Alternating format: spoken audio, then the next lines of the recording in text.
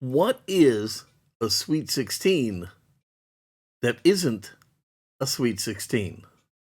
Don't go away.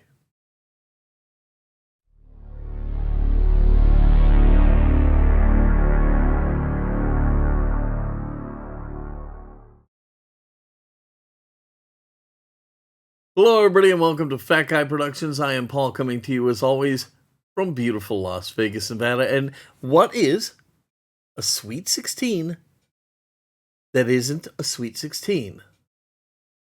The answer is a Sweet 16.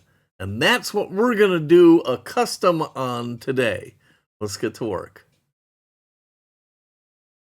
So, as you know, they call the original release of Hot Wheels, the first 16 castings, the Sweet 16. So, yeah, naming this car the Sweet 16, a little bit confusing. But no matter how you slice it, it is sweet. And in fact, as soon as I saw this casting, I said, I have got to get me one of these. So I ran out and I found this one, beat up just enough that it really needs me, but not so much that there's nothing to work with. So I'm pretty happy about this casting. So now let's go ahead and take it apart. So this casting is held together by a post at the rear, and then another at the front that is from the motor. A motor that, in my opinion, is probably the largest motor Hot Wheels has ever made. This thing is massive. And it's got a post that goes through the body and the base and locks everything together. So you do have two posts, one from the body that goes through the base and one from the engine that goes through both the body and the base. And we'll drill them apart the way we normally do, using Vix Bits and shielded drilling, and we'll get this casting apart.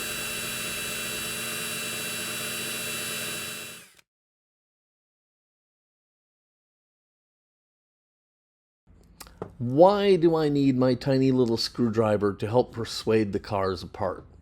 Well, I'll tell you.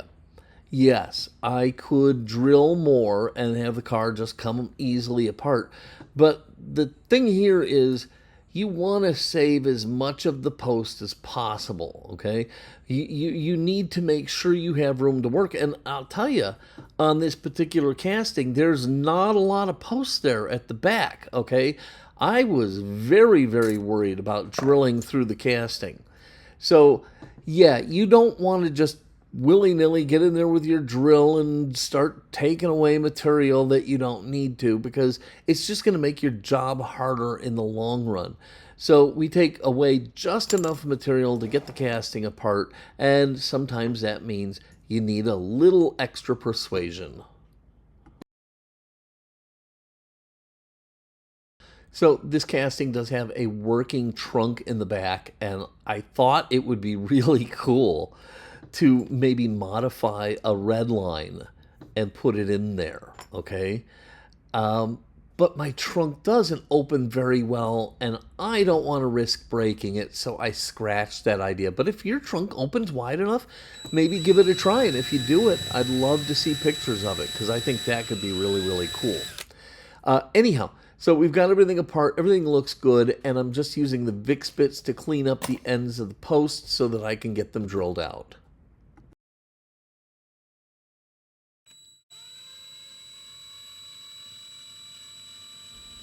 As I mentioned, the post at the rear of the casting is really, really short, so be very, very careful here. I was freaking out the entire time, but it came out perfect. I didn't have any problems, and I got this all drilled out. But, you know, hey, don't just get in there and go ham on it, because you could run into a little bit of a problem. You know, it's funny because if you go back in my videos, you'll see that I never tapped the posts. I just would drive the screw in, and that worked. But I risked added pressures to the post and possibly blowing them out. And it wasn't as easy. But I didn't like my tap setup. And it wasn't until Brightvision sent me this tap handle that I started tapping. And I started, honestly, just to try the handle out for them. They asked me to do that, and so I said, sure, I'll do that. And I fell in love with it. The thing is light and nimble and easy to use, and it makes the whole process just so much easier. I really love it. If you want one of these handles, you can get it from Brightvision. There's a link in my description. I can't recommend this enough, and I always buy this set. I get the little handle and the 2 taps for the 256 and 172 screws, and it just is perfect.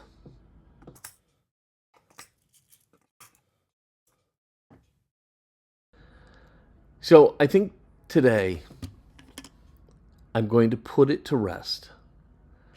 I think I'm just going to give up on the notion of ever having warm liquid goo again. This is a blast to my very soul. Citrus Strip only makes this junk now. It works good, okay. It's just not any fun. They took all the fun out of it.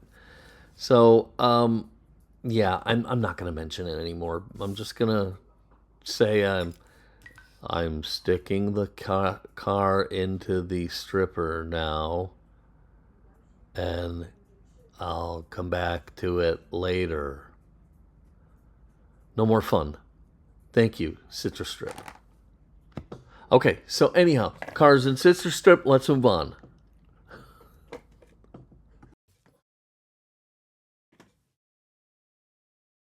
So here's something funny.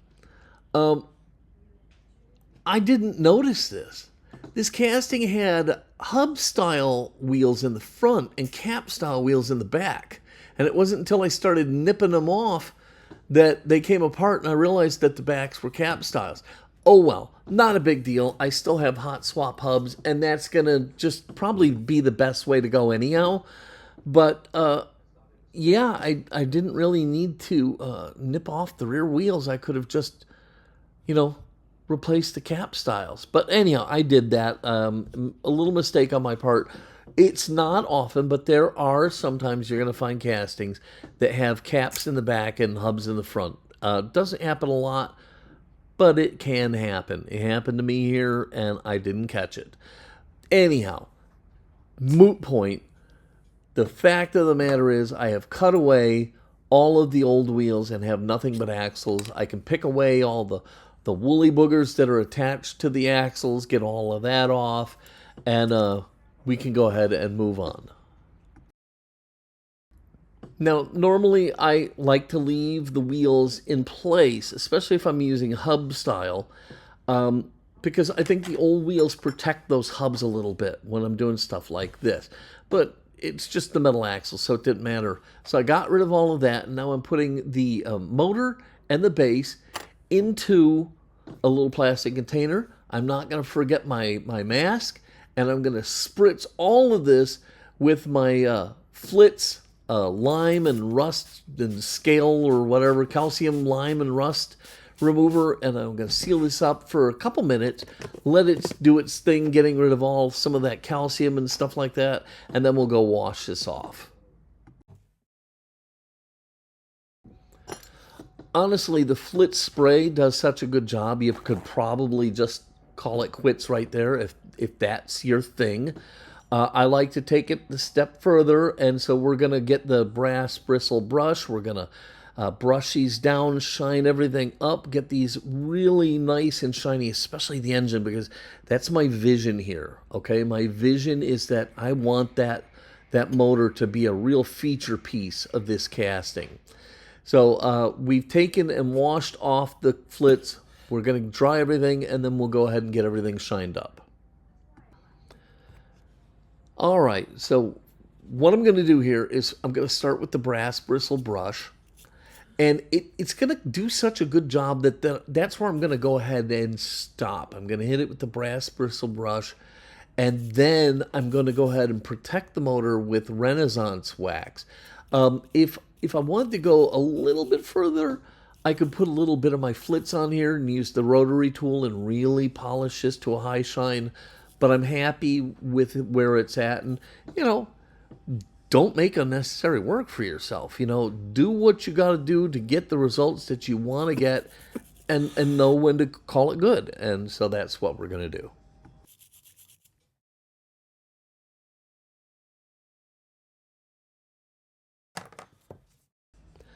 Now, I've been telling you about the Renaissance wax for quite a while, or Ren wax.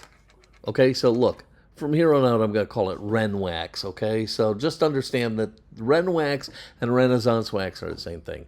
It's a microcrystalline protective wax that museums would use to, like on their jewelry displays and stuff, to keep things from tarnishing. And so that's exactly what we're doing here to this bare metal piece of motor. We're going to protect it with Ren wax. Now, normally, like on the bases, I just kind of smear it all in with my finger and just kind of really rub it in, and I use, both hands, and I really just kind of work it in. But this motor has too many little nooks and crannies, so I'm going to do something a little bit different today. And I'm going to take an old, clean, dry toothbrush, and I'm going to use that to really work the Ren wax into all the nooks and crannies, okay? That's going to work perfect. It's going to get everything deep down in there and make sure it's all protected. Because the last thing you want is to do all this work, get the motor all beautiful, get it all protected, and have some spots you missed that start to tarnish and ends up looking like hell, and then you have to go back and deal with it. So you really want to make sure you get everything, and I'm thinking this toothbrush is the answer here. I can get in here and really work that Ren wax into all the little crannies, and trust me, this motor has plenty of those. So we're going to get all of that in there, and then we can go ahead and shine it back up again.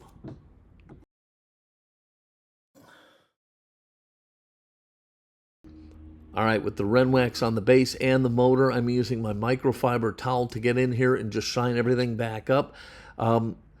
Depending on what you're doing and what part of it, you might want to use the long, furry side to really get down into the little crevices.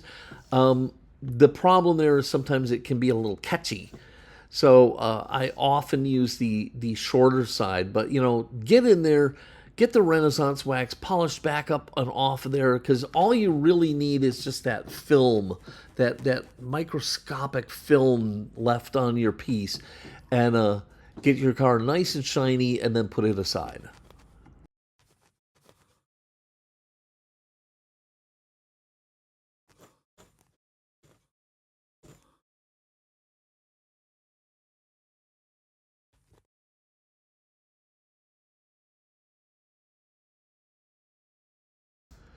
All right, so I have plucked the casting out of the stripper and washed it all off and brought it back. And it's not terrible, but the Spectraflame paint that I was originally going to paint this a burgundy, a Spectraflame burgundy kind of color. And it's going to look like crap, okay? This car is going to have some zinc plating. It's just going to have it. So I'm going to dry it up. I'm going to brush it down, and we'll take it to zinc plate it here in a little bit. Or so we think.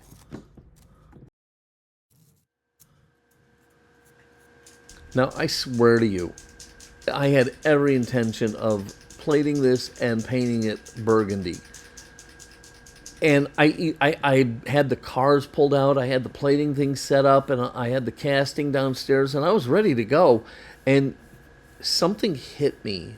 I don't know what triggered this, but I saw this casting in white. And I thought to myself, man, that would look beautiful in white, okay? It's a classy looking car, and white would just add to that. And I know this is a Redline, and I know it came in Spectraflame, but I couldn't help but think of how nice this would look in white. So I made a last minute change up. I called an audible, and I'm up at the paint booth now putting on some primer.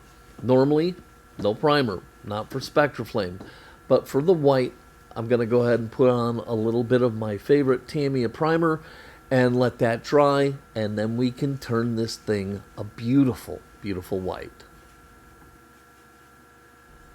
So you all know about the Redline Shop's Spectraflame paints, but how many of you are using their opaque paints? They're fantastic. They're so good, in fact, that if the paint comes in the color that I want, that's what I'm turning to first. And, you know, I have no problem using Tamiya paints and painting it with that, but these paints go on so smooth and they dry so hard and so smooth and so glossy. It's just wonderful. And I'll tell you, and you're going to find that out in this video, this car isn't going to get any clear coat today. Why? Because it doesn't need it. Okay? This Spectraflame, not Spectraflame, but the Redline Shops, this Redline Shops opaque paint is so perfect that right out of the bottle, I'm going to get this beautiful paint job and I'm not going to mess with it. I'm going to let it dry and I'm going to call it done. Highly recommended. If you're looking for great opaque colored paints, give it a try.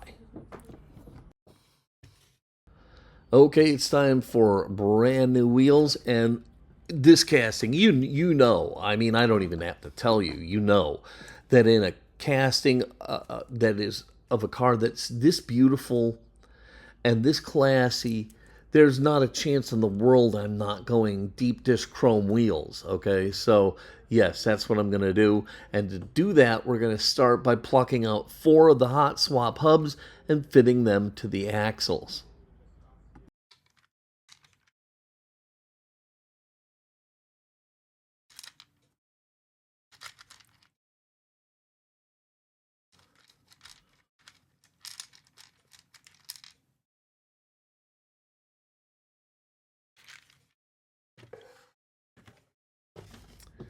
All right, the way I put the hubs on, I have a little pair of needle nose pliers, and I grab the ends of the hub a little past the halfway mark, okay?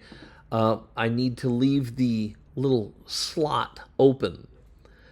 And you gotta squeeze down on these things, okay? They're Delrin, they're not gonna crush or anything, so you really gotta kind of bear down on them, or they're gonna pop out and shoot around the room.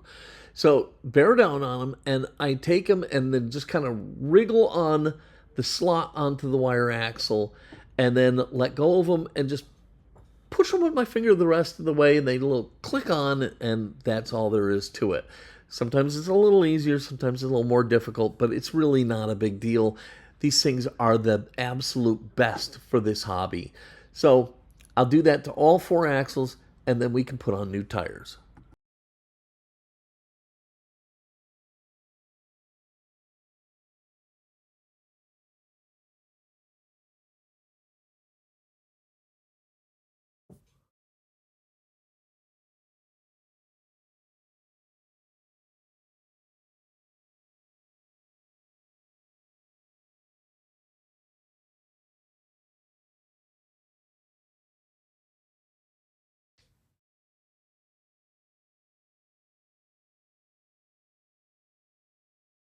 Okay, like I said, deep dish, chrome, Redline wheels. We're going large in the back, mediums in the front.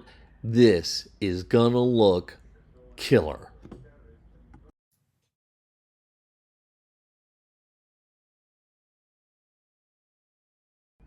So I told you early on in this video that I really wanted the engine to be a focal point of this build.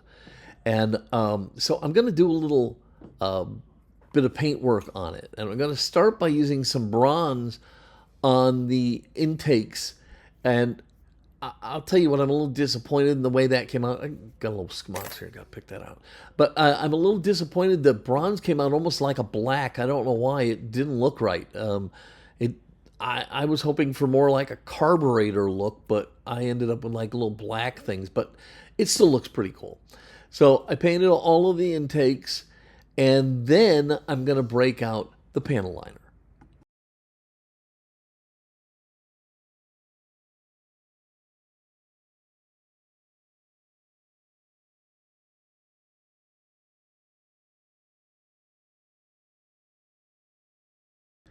Now I'm using the Tamiya black panel liner, got it shaken up really well, and we're going to highlight the front grille and around the valve covers and things like that, and just add some realism to this. Normally I would think about putting some in between the exhaust pipes, but I really want those exhaust pipes to be shiny and bright and beautiful, and I don't want to detract from that. So I'm staying well clear of the exhaust pipes. Okay, the motor needed a little bit of time to dry because some of that stuff takes some time. So I've gone ahead and set that aside to dry. It is good to go now. And here you see I'm just still fidgeting around with the idea of, I really wish I could put a Redline in that trunk, but you saw how little bit my trunk opens. It doesn't open a lot, so I don't want to mess with that. But anyhow, it's time to put this together and get a look at what we've done. After I get it together, a little bit of Molotov chrome for the headlights, and we can call this done.